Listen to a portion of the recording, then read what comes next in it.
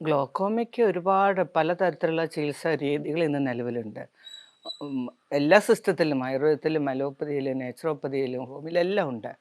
പക്ഷേ എന്താണ് ഞങ്ങൾ സ്വീകരിക്കുന്ന രീതി എന്നുള്ളതിനൊരു പ്രത്യേകതയുണ്ട്.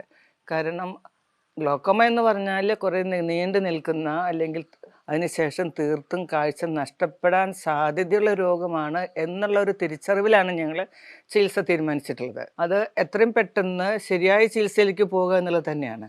കാരണം ഒരു കാഴ്ച നഷ്ടപ്പെടാതെ എന്താ പറയുക, avoid blindness is the prime aim of our treatment. ആ വ്യക്തിയുടെ കാഴ്ച നഷ്ടപ്പെടരുത് ഒരു കാരണവശാലും. അത് നിലനിർത്തണം. ഇതായിരിക്കും ഞങ്ങളുടെ പ്രഥമമായിട്ടുള്ള ലക്ഷ്യം.